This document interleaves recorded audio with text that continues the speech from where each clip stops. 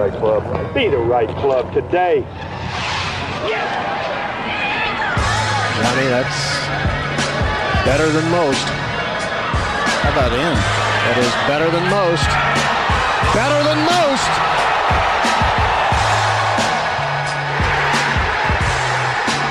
Expect anything different?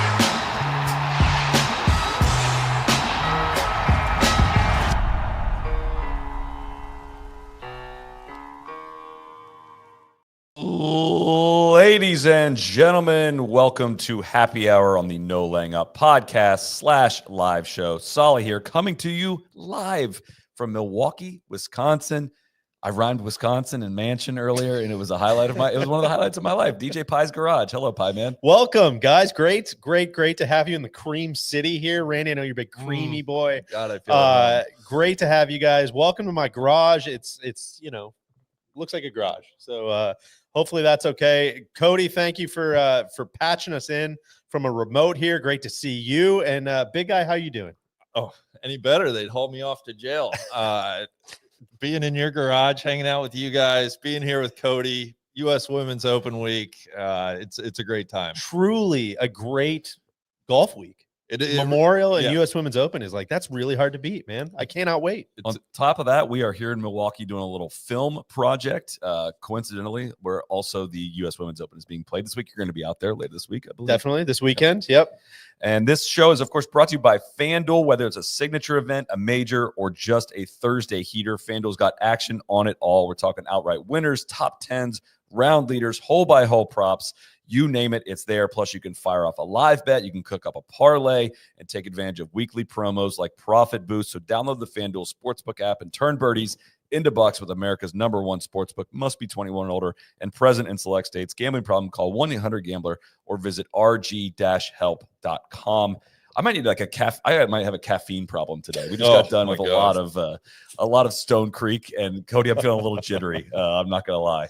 You said a video or a picture over earlier, buddy, and there's something there's a little color missing behind your eyes. So I think it's been a long week already, but I'm excited.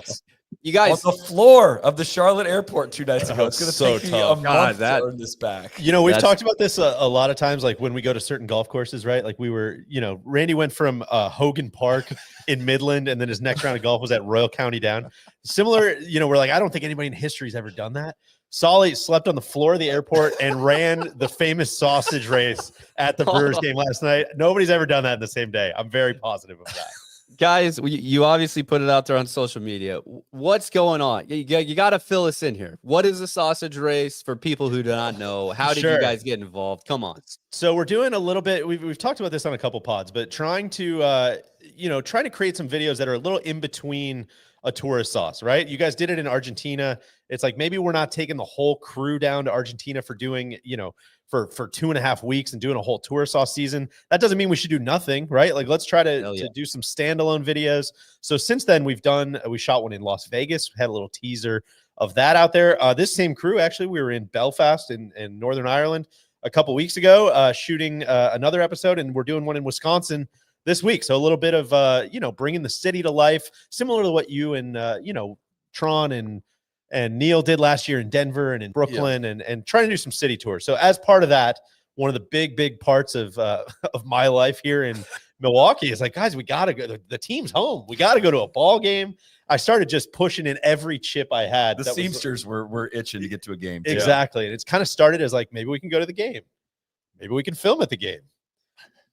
Maybe we can get Lauren to throw out the first pitch. Maybe we can do the sausage race, and everything came to fruition. So, to your question, Cody, it's like at the bottom of the sixth inning, or in between the middle of the sixth inning, they have a famous racing sausage race. Everybody puts these gigantic costumes on. Randy got dubbed the tallest chorizo in the history of the sausage race yesterday. Honestly, people were floored. I was running into the lights underneath the stadium. Like truly, they'd never seen a chorizo that big.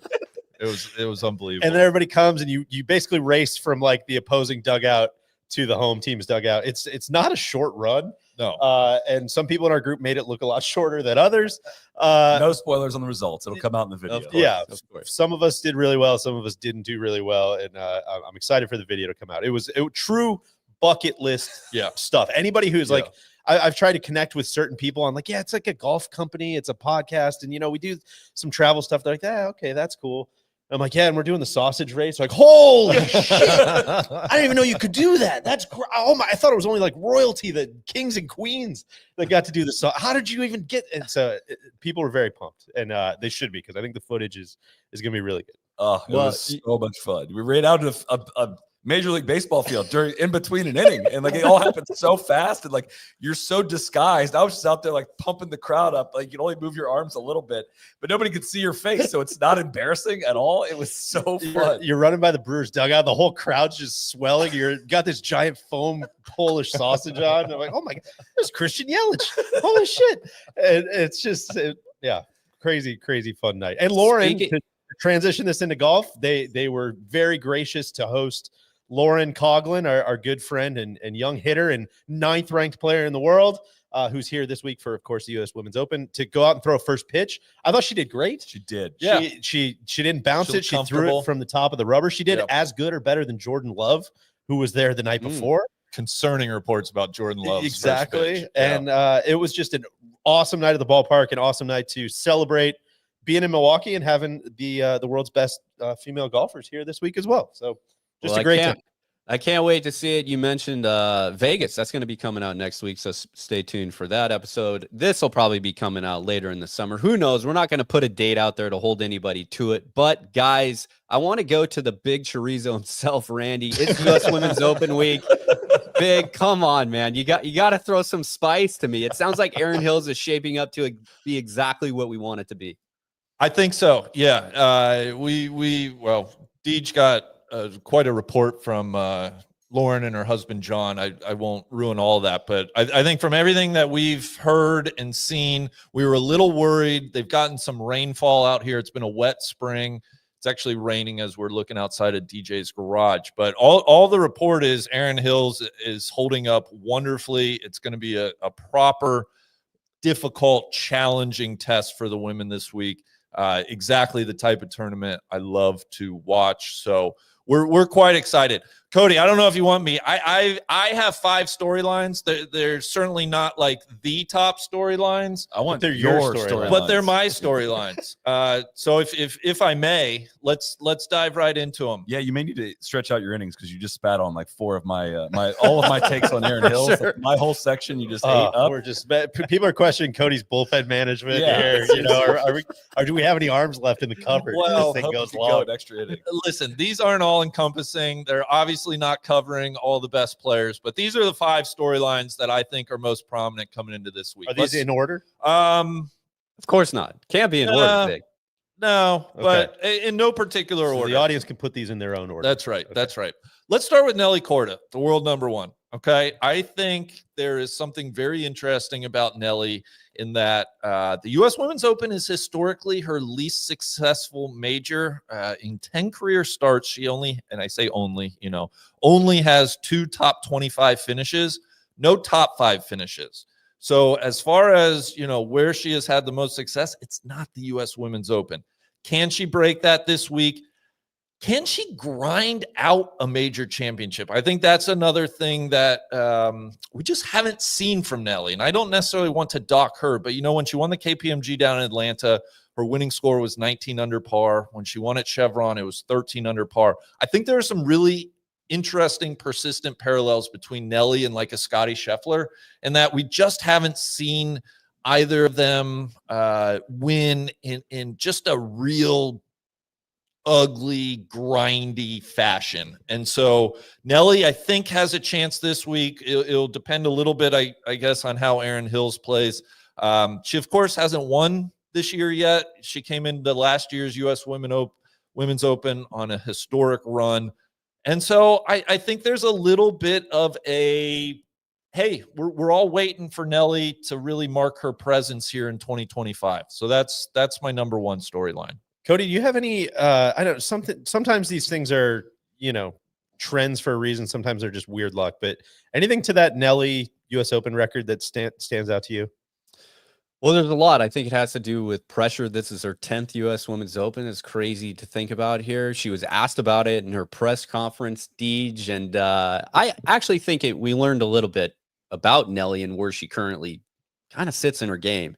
Question was, late last year, Justin Thomas said that one of the hardest things in golf is to play when everybody knows that you're going to be potentially in contention or win. Do you subscribe to that? Do you believe in that? Is that something that you think about? And she goes, not necessarily. I don't try to think about it. Definitely when you're a higher ranked player or you're more popular, there is more pressure as you get from outside perspectives when it comes to media fans coming out of their way to watch you. If you want to feel it, you will feel it. But I think that's really important, is to just stick to your game plan and really be focused on what you're doing in the present time. That's really helped me. But Nelly, I don't think it has really helped you. So where are we kind of at with that? They continued on. The next question was something that you had to, was this something that you had developed over time? Was it a thought process that you started golf with or started professional golf with? Or is this something that you've just kind of worked on? She goes, I think the more you put in, the more you're put into these under pressure moments, the more you put yourself into contention, you learn more about yourself and how to handle those situations.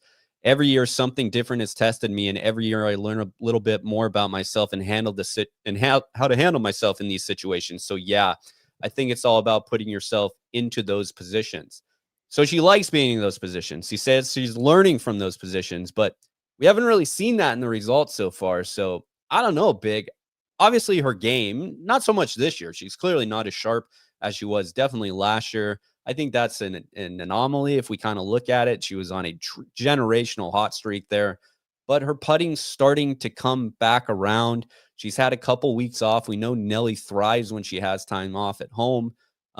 She looked relatively sharp at Mizuho. She just couldn't really get it done on Sunday, but it's not like she was putting herself completely out of it. I think if there is somebody who has the game for Erin Hills, even if it's hard, firm and fast or a little bit wet, she has the power for it. I feel like if I was, this is going to be a broad generalization, I think, on Nelly, but where we've seen her, she's really good at gas pedal golf, right? And she's really good when her misses are ending up in okay spots. This is honestly, I'm not going to do a big golf course rant, like why we picked on Quayle more so than others is like, you could get away with marginal shots there and not pay a major punishment. At Lancaster last year, she had marginal shots that she were getting rejected, and then she compounded those mistakes, and she was done immediately. And a lot of LPGA Tour golf does not have that effect on players. If you miss, maybe you're making bogey from a certain spot if you don't get up and down. At U.S. Women's Opens and at USGA setups, that punishment is asking you a different question when you get behind that 8-ball, and it's a question she's not been able to answer in any cohesive fashion to this point in her career. We've seen at many different stopping points where we've critiqued her for this, and it evolves, and she goes out and does this. Critique her for this, it evolves and goes out and does that, especially on the putting front. But it's time for this next step up. I don't know if this is the week. It doesn't necessarily feel like the week coming in for me, but it's like the maybe flaw, if you will, in her golf game is like, can you play tough? Can you play dirty when it gets mucky?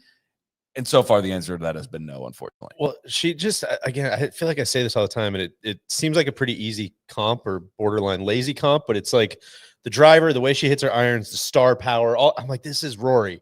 It's Rory's career, but just back shifted a couple of years. And it just, hearing everything you just said, I'm like, yeah, Rory went through that at the U.S. Open for a long time, where he was great at front running. He was great at that gas pedal golf, but he hadn't quite had the, like, let me hit the 3/4 here. Let me not compound. Let me take my medicine here. Let me just try to get to Sunday.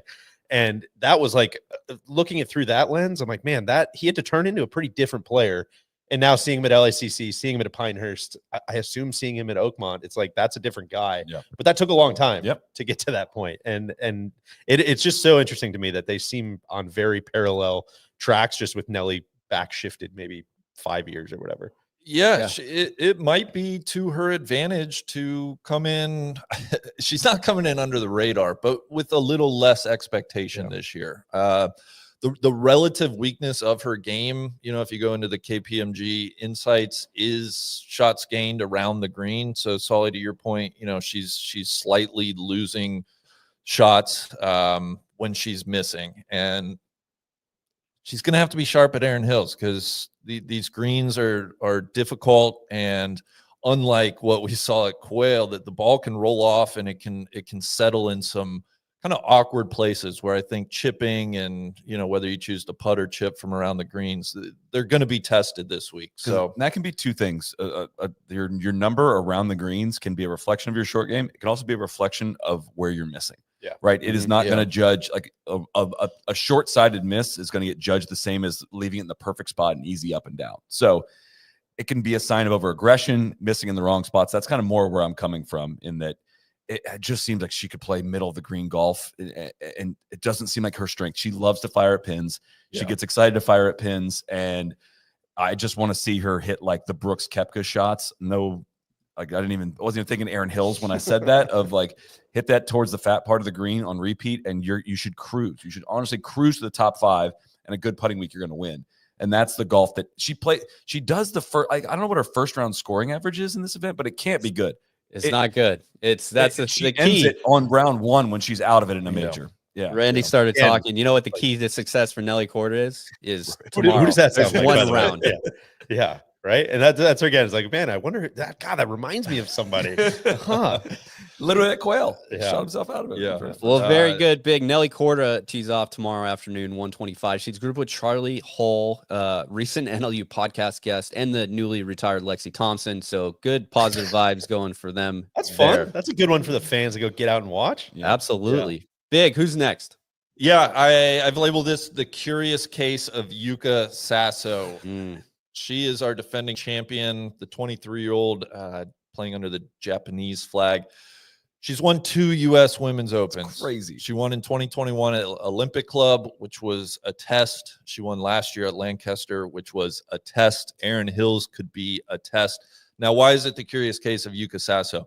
These are her only 2 LPGA career victories. It's so sick. Unbelievable. Lee Jansen. She comes in this year with a negative 1.56 shots gained approach this year, which is just, you look at her stats, they're just bad. In fact, Yuka has only made 1 cut in a stroke play event this year, and it was back in early February.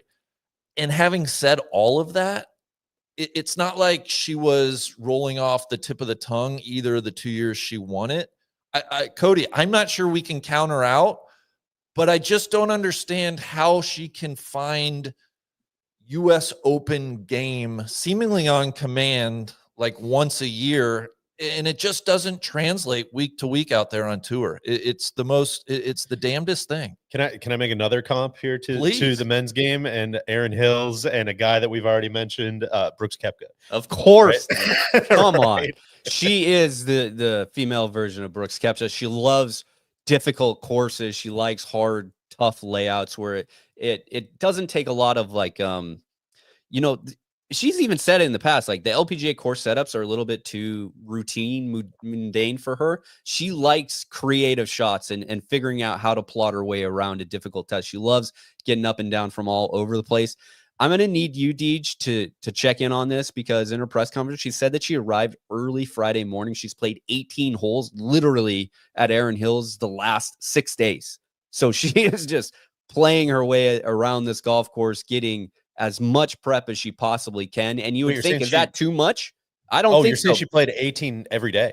Yes, because that's Whoa. what she does. She literally just plays golf. It's That's crazy. impressive. And she's like, It's no, no if I- joke of a walk out there too. I mean, that's a big ballpark. She's as a you guys professional know. athlete. That's true. You're right. You're right. I mean, not a sausage race competitor, but yeah, for sure. I She sure can- as hell couldn't do that after you watched my performance last night. But I think it's good. I think there's enough. You know what's going to be really tricky, and we can get into this when we talk more about the golf course, is just the sight lines. There's enough blind and just uncomfortable tee shots out there. And I think the thing you'll hear from a lot of players is that there's just no aiming lines. Like there's no trees. So many of these golf courses, people are like, started off this bunker, started off this tree, started off this tower, started off this house, and there's just none of that out there. It's just such a big field that when you're hitting some of these blind and semi-blind tee shots into, kind of just like these hope and pray, I think if I started on this line, I'm going to be in a good spot shots. It takes a couple rounds to get really comfortable with sending those on those lines. So I like it, get a bunch of prep out there. If she gets a feel with her irons, the one thing Yuka Sasso does really well, she putts the absolute shit out of the ball. So, if she's hitting greens and starts to roll some putts in. I just can't wait to see how she plays this week. Coming in with no form, but it's a U.S. Open, so you simply we can't count her out. She was like plus 15,000 to win without Nelly, without Gene. Like there's a FanDuel bet. If you like eliminate I think it was around the top 5 players in the world. Odds, of course, are subject to change. But she could be winner without all those at over 150 to 1. That was one of my plays for this week. I know it was like go drive across state lines. I know. Everything. I was like, I mean, come on, she could do something. She could at least like top 5 with a few of those others doing something crazy. So we can get to number 3 as soon as we give a shout out to our friends at Roback. You already know. You already know. You already know. Cody nodding your head right there. You know at home watching about our favorite polos, hoodies, shorts, pants, you name it. Best fit, best fit. I wore a Roback. I wore my short. I had to wear the Roback shorts for the actual race last night. Aerodynamics worked fantastic. If you're doing the sausage race, then consider picking up a pair of these shorts. The Delta Looper shorts are some of my absolute favorite for summer. They got the USA collection, of course, that's out. The designs are fantastic. Great red, white, and blues. If you need something for July 4th or just anything to celebrate America this summer, they got designs, stripes. They got the American flag on the back of the neck for a little extra touch. And again, the Delta Looper shorts are the best shorts I've ever worn to play golf. I'm going to wear them all summer. They were like wrinkle free. They're super comfortable. They are just the perfect for golfers or off the course as well. You can load up on some Roback ahead of the summer. Code NLU at roback.com gets you 20% off your first order through the end of this week. That's RHOBACK.com. They got bathing suits. They got really lightweight technical shirts that are great just to wear around the house in the summer when it's hot outside or you need to run some errands, all that. 20% off polos, shorts, and more. Code NLU, roback.com. Number 3. Yeah, well, let's stay on the subject of Japanese women. Guys, they're having a moment. I don't know if we quite realize that yet, but let me run you through a few things here. Since Yuka's win last year at the U.S. Women's Open, okay, we saw Ayaka Furue win the Evian later in the year. We saw Mao Saigo win Chevron this year. Okay, that's 3 Japanese women in the last, 5 majors. The current top 4 in the LPGA Rookie of the Year race this year, all Japanese women. Ryo Takeda, the twins, Chisato Iwai and Aki Iwai, and then Miyu Yamashita. Last year, Yuka Saso, who finished runner-up to her at the U.S. Women's Open, it was Hanako Shibuno. Nasa Hataoka finished runner-up to Yuka in 2021 at Olympic Club. Japanese women are absolutely playing phenomenal golf. It would not surprise me if a Japanese woman won this week. So just want to that country is producing exceptional golfers, and we're starting to see that bear fruit all throughout the LPGA Tour. Chisato coming off a 6-shot win, is that right? Yeah, that's notable. Won by 6 down in Mexico on a difficult course. I mean, there were not a lot of low scores out there, and she ran away and hid. Her sister won earlier this year. We're going to be hearing a lot. Can I ask you guys a question? I don't know if you've noticed this or if this is something you've followed or not, but is the Japanese media as just like radical about following the women as they are the men? I mean, that was the thing for so long with Ishikawa and Matsuyama and all these guys, just like they're absolute rock stars, and everywhere they go, it's just an absolute circus. I don't know if it's the same. I was the reason I'm asking is like I can hear you like listing off all those names. I'm like, it would be hard for them to almost treat any of them as a super rock star if they're kind of all spread out. There's too many. There's too many. There's That's too kind of many. What I'm getting at. Yeah. I would say, I mean, Cody, I feel like we see between the U.S. Women's Open, I mean, some of the majors we go to, there's definitely a strong Asian media presence, certainly Japanese media. I don't know if it's as rabid. I just don't know that, but there certainly is a lot of media coverage. Yeah, absolutely. They have their own media that's out there. If you listen to any of the press conferences for them, I mean, over half of them is going to be in their native language. They're speaking Japanese, and they don't even like take a moment to translate it for the rest of us. We just kind of sit there, which, hey, I dig it because that's usually how it goes the other way around. But it's not as crazy as it gets on the men's side, just because they always try to like pump up the one rock star that they have. There's simply just too many. The depth of them right now, when we're, Randy Jordan and myself, we did an awesome U.S. Women's Open preview that was more of a deep dive, but I encourage everybody to go listen to that. I was going just how the leaderboard finished last year, and a big part of the deep dive was what happened post 1998 in Wisconsin, and kind of the growth in Asia and specifically Korean. Last year, the final leaderboard of the U.S. Women's Open, there was not a single Korean player in the top 10. There was Japanese, there was Thai, basically every other Asian country, not a Korean. The Japanese wave is absolutely here. And I think as good as Mao is, and as Yuka and the rest of them, like the young ones that they have, the twins are absolute killers who don't care about anything else. They're not afraid of competing on these big stages, and they're like so hungry just to go out there and like make a name for themselves. I misspoke. Aki Iwai did not win earlier. She finished runner-up at that. That was the LA Championship. Sorry about that. Let's move on to the fourth one. I think this is Gino Titicum, and listen, we talk about her a lot, but I think it's for good reason. I think the question that's going to be hanging over her and women's golf is not a matter of if, but when she will win that first major championship. I feel like every major we get to feels like, oh God, this could be Gino's week. This could be the start of many majors for her. She just is. She's really, really, really good. Her numbers, her top tens, her floor, the floor of her golf game is exceptionally high. This year on the LPGA, she's got 6 top tens and 8 starts. She won her last start at Mizuho at Liberty National in a very, very impressive fashion. Kind of ran away from Nelly in the 4th round, ended up winning by 3 shots. She leads the tour in shots gained per round. What else do we need to know about her? She won the Saudi earlier this year. She won the Tour Championship to end 2024. She's 22 years old, and it's not a matter of if, but when she wins a major, and it could be this week. I think every major we get to that, and she hasn't won, I think this will be one of the big storylines going into the week. I'm gonna put the you sound like me a lot talking about one of the top men's players that hasn't won a big one, and then you on the other side would say she stinks. She can't win the big one. Can't do it. It's fair. I'm gonna be you here and say yes. No, prove it to me, and we'll talk about you in that way. Not if, but when. No, that's not a guarantee in golf. That this window could close tomorrow for her if she doesn't get this figured out soon. I mean, I'm throwing I want to see it from Gino. I want to see it. You guys heap praise on her 24/7. And obviously she has a ton of top tens. You slayed Finau for that. You absolutely killed him for it. So yes, I'm going to be here for the other side of that one. How did that feel? Of course, it's a straight. Cody, fun. Cody, that's both fair. Way more fun. And I understand it, but also it's like, man, I'm not backing down for like Gino's just, I know her floor is just so high. Well, it's like you're comparing a father of 6 or 7 that's 30 some years old with a 22-year-old who's been on the LPGA for like 3 years. I thought you were talking about me, father of 6 or 7. Yeah.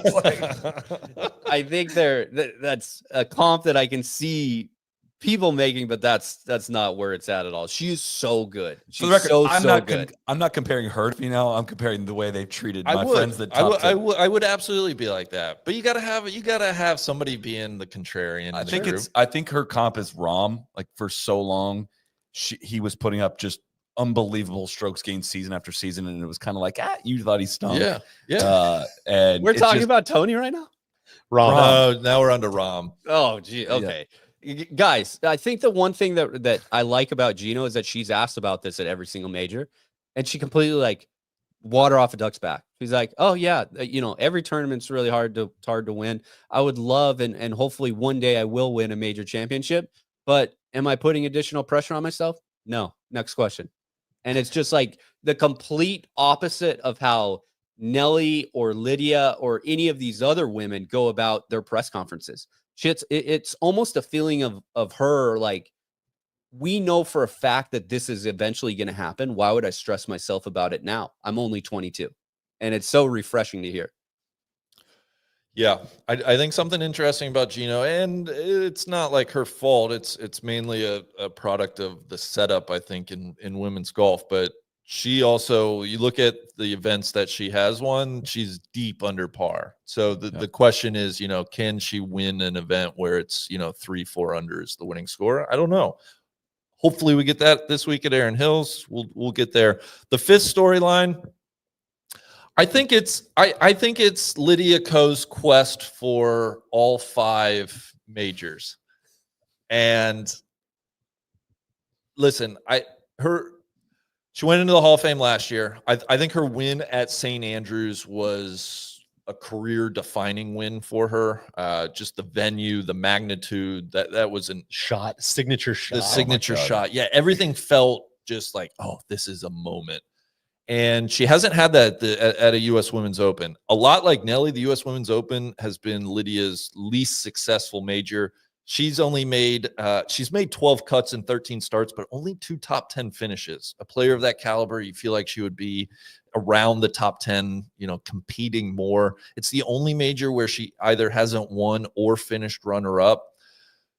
I think none of us know how much Lydia wants to keep going playing golf, but I do think, from what we've heard, winning last year a British Open, right, meant a lot for her career. And I think if she could add a U.S. Open to her career, I mean, it's already a Hall of Fame career. She's got the Olympic gold. It just would be another feather in her cap for, one of, if not the best player of kind of her generation. So I think, she probably doesn't have a ton of starts left at U.S. Women's Opens. You never know, but this could be maybe one of her last best shots to do it if she is going to do it. Well said. Yeah, that one I can't really. I feel like I can dial up. I could talk myself into a reason why Nelly has not had success in this event. I can't really do that with Lydia. Yeah. It feels like it should be so up her alley, and it's way harder to complete the career Grand Slam on the women's side with allegedly 5 majors. It would feel like a career Grand Slam if she won this one. She's already won the fake ones. She just has the U.S. Women's Open, and she also has not won the KPMG Women's PGA. So those are the 2 that she's seeking. So does she only have 1 major? Is that what you're telling me? Well, that was what was so important about the win at St. Andrews, quite honestly, was like, yes, this is proper. Congratulations on your first major. This is capital P proper. So where should we go from here? Like I said, a lot of good players that I didn't mention in those storylines, but I think as far as I'm concerned, those are 5 of the top storylines. That's fantastic, Big, and thank you for that. I want to turn it over to our resident Milwaukee resident here, who has spent a lot of time at Erin Hills. Obviously, hopefully got. I believe Lydia Ko mentioned that she'd been watching some YouTube golf of Erin Hills.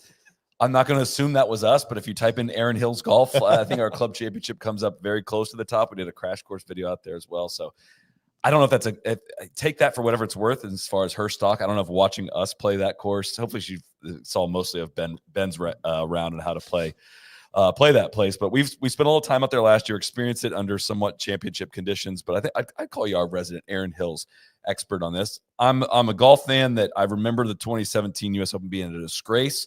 Everybody was way under par. It was terrible. It was not worthy of hosting a major championship. Why are the women back there this week? I don't understand it, DJ. Like we saw this, we tried this. It was a failure. We have to move on from Erin Hills. Of course.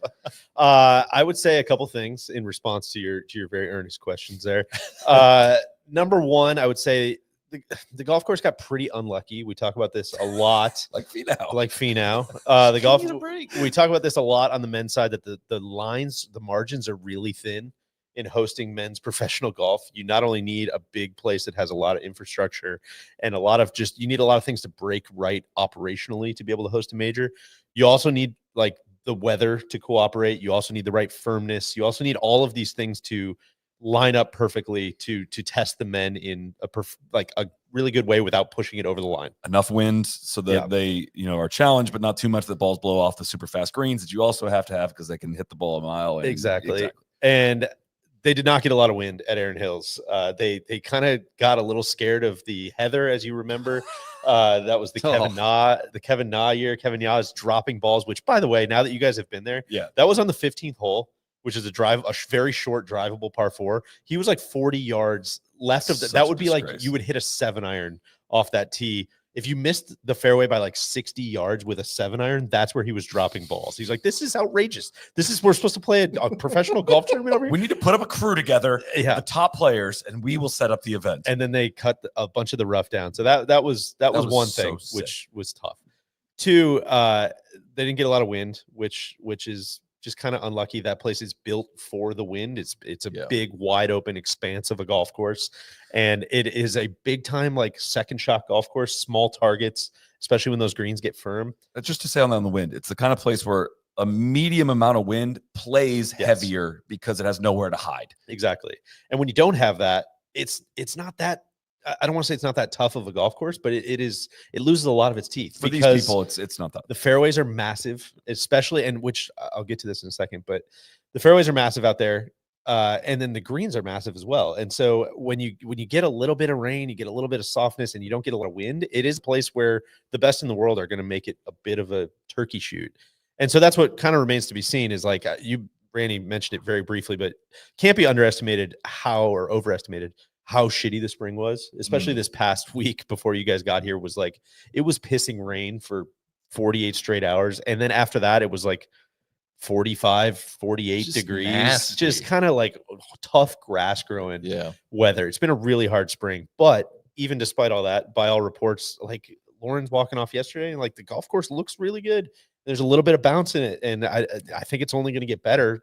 We touched 70 yesterday. Hopefully a little bit of that sun is drying it out. We got a little rain today, but not like crazy dumping out here. And then the rest of the week looks really good. So all of that's a long roundabout way to say, Erin, like, I think it was a little unlucky in 2017, but I also think that personally speaking, it's not Shinnecock and it's not Oakmont, and it is just a very different type of golf course. And I think 17 under there, 14 under there, whatever Brooks shot is, I still found it very, very entertaining. And I really enjoyed watching him move his chest piece around there and hit to the fat parts of greens and just not fall into the same traps. And now, having been out there, a dozen times since then, like, I have even more appreciation for it. I have appreciation for the shot JT hit into 18 with the 3-wood. There's a little plaque there that's like 302 yards or something, and hanging off that little shelf on 18. Like, you guys saw how fucking hard 18 is.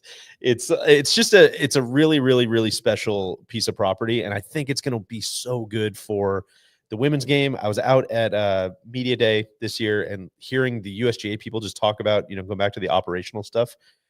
Maybe they're just saying what everybody wants to hear, but they're like, man, this is like, they could not make it easier to host a big ass event here. The place is stacked up to host USGA championships. It's got 4 more after this between 4 balls. I think a US juniors coming. I forget what else, maybe a senior women's or something like that, but it's got a lot more championships coming.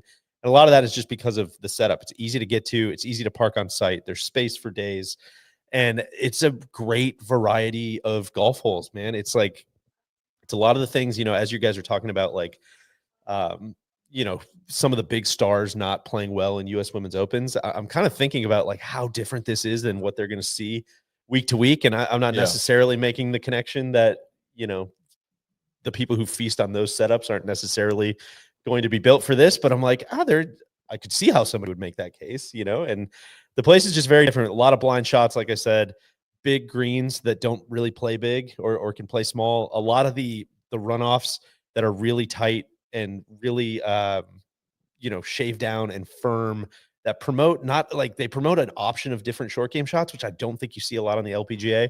You see a lot of heavy rough around greens and a lot of kind of laying a 58 degree underneath it and chipping it back on. I think here you're going to see a lot of bumps. You're going to see a lot of putting from off the green. You're going to see a lot of people trying to take it up and laying the sod over it and watching it roll back to their feet. It's just, it's a great mix of golf shots and variety. And I love it. And I love watching really good players play it. So I can't wait for this week. Well, I'm appreciative of even like you would win and played it before you moved up here, I think, like in 2020 or something like that. Yeah, 2019. Yeah. And you came back like, guys, Erin Hills is sick. And I was like, no, dude, we saw it. It's not. It was a failure. We saw that thing. Thank you. We saw it all up close and personal too. It was like one of the most interesting tests I've played. I don't even know what a fair comp is to Erin Hills. Like it feels different. Doesn't feel contrived. Hard to describe, but I kept fighting this feeling this whole time of like, I could hit driver here, but that's a weird fit. Like that was always the thing that kept coming into mind was like, It's not just hit it right here and go find it. It's, oh, if I'm going to do that, I got to draw it. And then an interesting thing I've from talking to a couple people was to find out the rough that's just off the fairways. And when the top women golfers in the world miss fairways, it's not by a mile. But if you miss these fairways, which are wide but play pretty canted and are not hard to miss, I don't think, is the worst places to miss. Like it is it's an interesting dynamic of like, if you want to miss, you'd rather miss big, you'd rather miss way into the fescue where it's been pretty bare in there, especially the spring with like a really bad spring. Exactly. The fescue's not super thick, like it's going to be later in the summer. Probably where more spectators are just trampling down. And that's where I was in a blender of these misses I was having in the green grass just off the fairway were so hard to get out and into decent places. But if you miss big, that honestly, like Yuka Sasso, she hits it hard and lashes, and like I think would tend to miss bigger. I don't know if that necessarily, like I'm not saying this is going to reward inaccuracy, but it's just an interesting nugget there because it's going to stop a lot of balls and it's going to be thick, and it's usually where a lot of these top women will miss. It's just an interesting aspect to this. But I think to your point, where it can compound at a place like this is there's some really bad spots around the greens. Yes. And it is not just like bang it up there close to the green and all 20-yard chip shots are created equal. Like there's some really, really gnarly spots that you don't want to be. Right of 15 is a good instance. Left of 2, anything behind 18. Like there's just some death spots. And I think 18 is the other one. We can go through a couple of the specific holes, but 18 is one that, we talk about this all the time. I hit it, roughly like I'm sure that this week they're going to be playing a similar yardage to what, at least like you and I would play out there. So obviously hits a little farther. It's going to be about 6,800 yards. Yeah. I mean, it's similar to kind of how we would play. And every time I've played 18, I'm just like, this is 900 yards, man. Like this is the longest golf hole in the history of mankind. I haven't made better than double, I don't think, ever on 18. It's so hard. And it is like, I don't know if they'll move the tees around. I'm sure they will to make it it a little more interesting. It's so funny. I was talking with Lauren about 18 yesterday. Then I was like, man, that hole's so hard. She's like, that's a wedge into the green. Sure. Like the way they think about it is so different than we do, but it was just like, man, how hard is 18? She's like, I mean, it's a wedge. I was like, okay, well, it's a daunting wedge. But it's a lot of just uncomfortable wedges like that, where it's if you're there, the fairways are so canted, like you said, and if you catch the wrong slope, you're hitting up like even a wedge uphill with you're just staring right into a bunker, and it's dead behind. That's the whole thing. And the wind's blowing, and it's a little above your feet. It's just a lot of variables on every single shot. Well, and I think that's what we're all saying too is if your only idea of Erin Hills is going back to the U.S. Open that Brooks won, I think you're just going to see the course in a radically different light by nature of. That was a soft U.S. Open where guys could kind of just hit it high, and it was a little bit of target practice. Whereas the nature of the women's, they just don't play like that really. And so you're going to have to use more of the contouring. You're going to have to think about, okay, this shot's going to hit and roll out to where on the, it's going to be a lot more strategic, I think. And I just really hope the full experience of Erin Hills will be much more on display this week, which it sounds like it will be. I think so. And to like a specific example of that to watch, if you're watching the broadcast, is like the par 3 6th is a par 3 that it technically plays a little uphill. There's like a valley that you hit over, but a player like Xander, can step on that tee and launch a 7-iron 200 feet in the air, and it's going to come straight down, and it's going to pretty much stop where he hits it.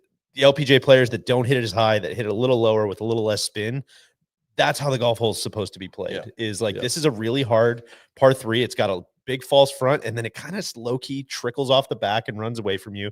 How are you going to handle that? Where are you going to land it? Are you going to hit a runner in there? Are you going to try to hit a high floater? Like there's just a lot of different options. And I think as much as I watch the LPGA, which is not as much as you guys, it just doesn't seem like there's a ton of those types of golf courses. It's a lot of just hit it to spot A and then hit it to spot B. And if you can hit all of right, I mean, it's a lot of that type of golf that they don't get to how see. windy it was on 6 last year during the first round of the club championship. So hard, man. You talk about hitting 7-iron. I'm like, I think I hit a 3-wood, guys. For sure. Yeah. And I still came off the false front. Hey, you guys mentioned a couple really, really good points there. Nelly had a great quote. It's like Erin Hills is much more about where the ball finishes than where it starts week in and week out on the LPGA Tour.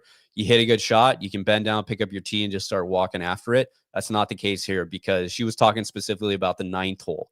And if you do not land your ball in the correct portion of that, it's going to go off on the right-hand side of that green, no matter where you're at. And it's like throwing them into fits right now during practice rounds. It's awesome to see. If anybody can't picture that hole, it's a short par 3. Picture like the 7th at Pebble Beach, but add another 60, 70 yards to it. It's kind of feels like a little drop shot par 3, but you still got to hit 8 iron, 7 iron, something, maybe as short as 9 iron or wedge, depending on the pin or the wind. But it gives you so many fits because it's really well shaped, because it's surrounded by bunkers. And exactly what Nelly was saying is like, you can hit them. I've seen people literally hit what they think is a perfect shot in the middle of the green, and 35 seconds later, they're like, wait, somebody pick up my ball? Like, where's it? Yeah. Like, no, it's in that bunker, man. Like, you didn't watch it roll off there? It's no, well, sorry. Most modern courses too, like when you talk about crazy runoffs and things and rolling into bunkers are kind of like the safe spot. You hear a lot of people being like, get in there. Yeah. Not the bunkers at Erin Hills, because they're all such weirdly shaped, either deep or super high edges, and the ball will stop on the downslopes, the upslopes, and just like, we're going to see some incredible swings from very difficult spots where most people would encourage or want their balls to be in the bunkers. Guys, we're talking about Erin Hills, obviously the host of this year. Next year, we're going to Riv. Is that any good?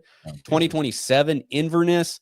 2028, Oakmont. We're going to see that in a couple weeks for the men. 2029, of course, we're back to back at Pinehurst #2, and then 2030 at Interlaken. But a really good stretch of golf here coming up on the women's side. The purse for this year's Women's Open, up to $12 million.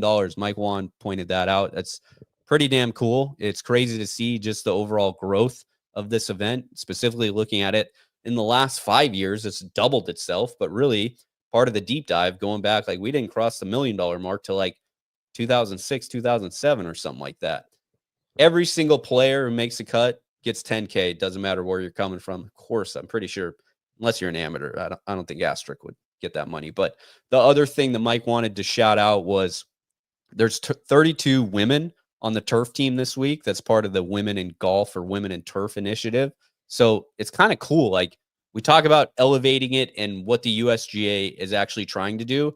And both on the turf program, as well as like high level, ultra competitive, the best in the world players, like, they're putting their money where their mouth is at both ends of the game. It's really cool to see.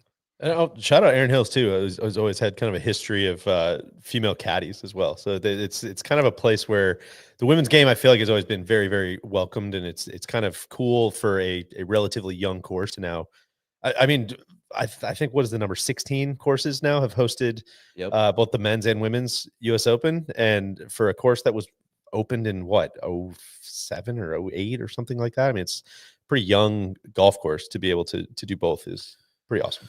We got to get to our picks as well. But last few things I had on the golf course were they have been throwing some water on the course on top of it potentially raining today. I believe that I might drive out there tonight and just shut it all down. I don't think they're doing it anymore. I think they're a little worried about Thursday, Friday, 156 players getting through the field. I don't think it's going to be fast out there. Put them on the clock. Fair. But yeah, now. I think that they can step. What I've heard is they could step on it for the weekend. So it does not look like they're going to get a lot of wind for Thursday. This course is pretty wind dependent. Reports were that this report is coming from an unknown player that may have thrown out the first pitch at the game last night. She hit driver into 17 yesterday in the practice round, hit 5 wood into 16. Now the wind, I believe she said, is supposed to flip for those, but that's rare. It can give you some. There's some moments where it can play long. It can play really long out there, and we'll see that. Some wind on Friday, so not a ton Thursday, but looks like there's going to be some wind in the TV afternoon Friday. Light to medium winds on the weekend, but again, like we said, that can play heavy in the right spots, and it can have an effect on the championship. And I'll just add 15, which is the wonderful short par 4. It might not be, I think it's going to be fully realized come the weekend, is the report that we're getting. I think some for pace of play concerns, but I would look for it Saturday and or Sunday to be about 235, 240, and really kind of test, a lot of women can't get a 3-wood there. It's a little awkward for a driver distance. I think we're going to see a lot of fun experiences on 15 this weekend. A fun thing about that hole, again, just for your viewing, put this in your mental yardage book. That's the hole not only have they hosted the U.S. Open and now U.S. Women's Open, they also hosted a U.S. Amateur out there, and that was when Patrick Cantlay, they moved the tee on 15 way up, and they made it like I forget, maybe 250 or something, like really short, and it just threw Cantlay into a blender. He tried to lay up with an 8-iron off the tee and accidentally hit an 8-iron in right in one of those pop bunkers, made bogey, Lost so easily. lost the match. I believe Tron's guy JJ Watt also made a 22 on that hole. So at sick. some point. So sick. Let's get to our picks for the week. And we'll talk a brief amount on Memorial, but as you can imagine, a lot of our focus is on the U.S. Women's Open this week. Our one and done picks this week, we're doubling up our one and dones with a pick for the U.S. Women's Open and a pick for the Memorial. For the guys that are not here, TC had Sepp Straka to win Memorial plus 4,500 and LC like that. plus 3,300. KVV had Xander plus 1,600 and Gino plus 800. Neil had Xander plus 1,600 and Lydia Ko plus 2,000 to win. Deej, do you want me to read your picture? I'm going to take Jordan Spieth. He's driving it great, and hopefully the iron play kind of comes to play this week at a place. Just because you like him, that's just one of your boys. At a place that he knows quite well, and maybe breaks through and he silences the doubters. He wins and gets that automatic Ryder Cup pick, hopefully. And then on the women's side, I'm going to refer to everybody to the first half of this podcast. I believe bullet point number 2 or 4, possibly. Four. Gino to the Coom. I think it's gonna all click. I'm sorry. I'm somebody who I got patience. I don't need to win now. I'm just looking at high level traits, and if you're close, that's good enough for me. I do want to know. I don't think anybody's hit a one and done yet, have they? I think someone had Rory. I think someone had Rory at the Masters for sure. Neil, maybe. Okay. We don't like. We're still looking for some. Out. Yeah. Who do you got? Mine. I'm taking Pat the Hat in Columbus. I'm taking Cantlay. I believe he is plus 2,200.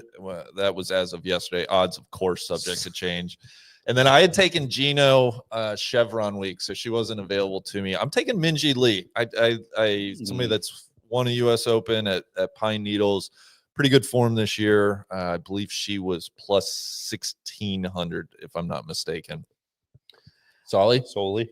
I don't love my Memorial pick, but he has history on this golf course and can have some freaky weeks. I got Victor Hovland plus 2,800. It's getting late early on some of my picks. Not a lot of guys available for me. Typed in more. I know that's how it was getting bleak. I've used more cow already. And I'm just going to go with Ronnie Yin to win this week. Plus 1,600. I like that. My short list as well. I think just a classic sleeper player that doesn't usually eat up a lot of the airwave talk going into it, but just remarkably talented and just seems primed to win a lot more of these. And best friends with Gino. Those two get along quite well. There you go. We got a fun NLU parlay. You can go to FanDuel Sportsbook, of course. They have a no laying up specials tab. Our parlay this week you can follow is Lauren Coughlin, Alim Kim, and Angel Yin, all to top 20 plus 950. I love that. It's a lot of fun. That's good. We need to. Where can we go down to? Illinois? Do we go? Yeah. We get down to Illinois. Yeah, maybe go down to Gray's Lake, swing by Six Flags. Randy's fun play this week: Max Homa and Gabby Ruffles to top 20. That's plus 1,400. DJ's fun one. You hate this. I hate it. Your Sully's mind simply can't comprehend this play. I hate it so much. Andrew Novak and Lauren Coughlin to top 20 plus 850. I actually love that. That's pretty sick. I would ride that with you. Top 20. Yeah. Plus, Can I float a little thing on Lauren here? I don't know if this was in your notes for later, but good vibes in Milwaukee. Last time she was here, she won an event at Brown Deer Park. a victory. We've been watching the Curtis Strange Brown Deer Park videos so much. Go look it up. If learn. you don't know it or you haven't seen it. Sometimes that's not that bad. So Second sucks, third's worse. She won at Brown Deer Park. She had lunch where we just had lunch the other day, and she went to a Brewers game, which we did last night. So last time she did all those things, she left our great state with a victory. So she's vibey this week. Who knows, man? Yeah. Who knows? You'll learn.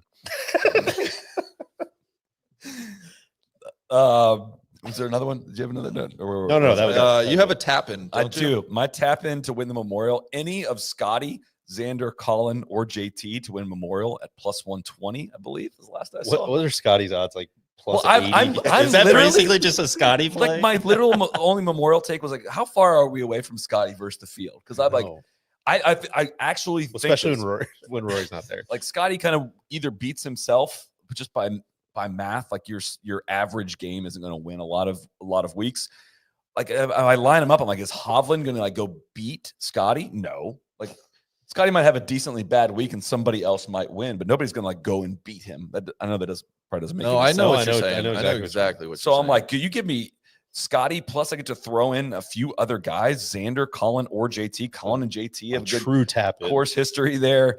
Xander, God, how many tap ins did I miss yesterday? I missed so many putts inside 3 feet. I don't want you calling anything a tap I know. in. Well, that's why I was like, oh, that's a tap in. I was like, I can't use that phrase anymore. Anyways, basically Scotty plus some friends at plus 120 to win Memorial. I thought that was a lot of fun. That's really good. Well, this is a great 2-screen week. If you got it, the U.S. Women's Open is at 12 to 6 p.m. Eastern on USA Network and 6 to 8 on Characters Peacock. welcome. If you're looking for it, come Thursday, Friday. It is on USA Network.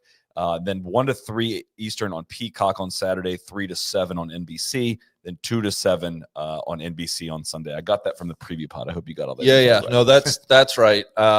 There is a couple additions too. So Peacock on U.S. Women's Open website and on the USG app, there are feature groups in the morning. Oh, so nice. There is That's morning, what I was curious about. Okay. There are morning coverage that's not on there. So starting tomorrow morning, we're going to have the 740 and 751 groups of Yuka Sasso, Renee Maliksi, and Lydia Ko, and then Gino, Liliavu, Rosang, all tomorrow morning feature group coverage. So there is early golf if people are searching it out.